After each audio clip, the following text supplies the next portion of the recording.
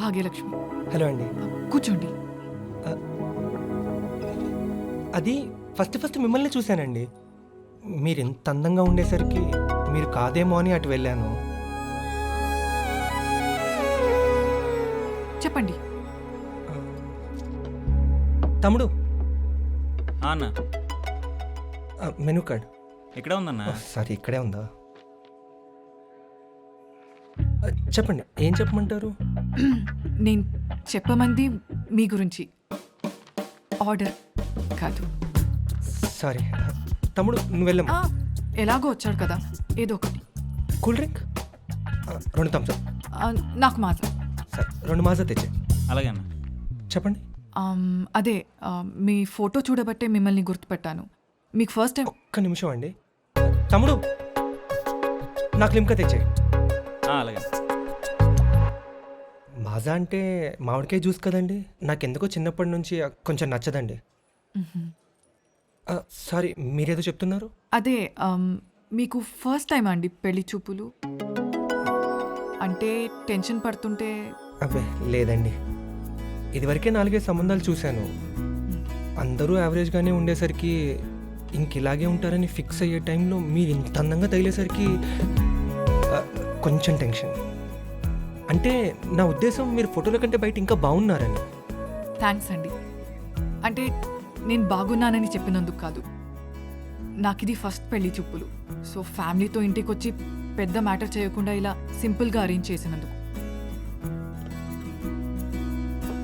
మీరు పవర్ స్టేషన్లో వర్క్ చేస్తున్నారని.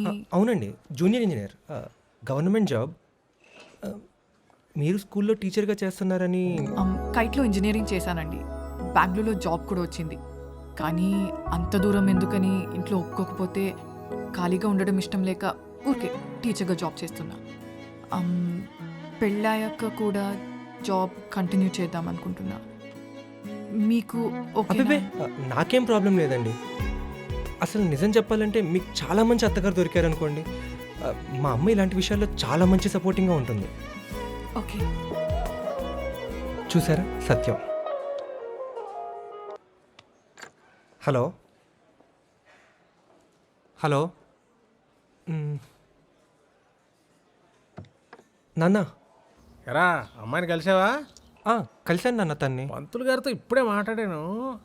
అమ్మాయి వాళ్ళ నాన్నకి కొంచెం పట్టింపు ఎక్కువ, పద్ధతి అదే ఇదని బురదనేస్తాడంటాడేంటి? సరే సరే నాన్న, నేను నీకు మళ్ళీ చేస్తా, తనతో మాట్లాడుతున్నా. పెళ్లికి ముందు అలా ఎక్కువసేపు మాట్లాడకూడదురా. అసలే మధ్యాహ్నం నుంచి అమావాస కూడా కలుగుతుంది. ఆ విషయం కూడా చెప్పండి. రే బాలా, ఆ అమ్మాయితో చెప్పారా పెళ్ళయ్యాక ఈ డ్రెస్సులు గట్రా వేసుకుంటే కుదరదని? అమ్మా. అలాగే ఉద్యోగం అది వద్దని చెప్పేసి చూస్తాం కదా, ఇరుగు పొరుగు ఇళ్లలో ఎన్ని గొడవలు అవుతాయి. అమ్మా నేను మళ్ళీ చేస్తాను. సారీ అండి, స్పీకర్ ప్రాబ్లం. నచ్చానా అండి? నచ్చకపోయినా పర్వాలేదు, నచ్చితే బాగుంటుందని.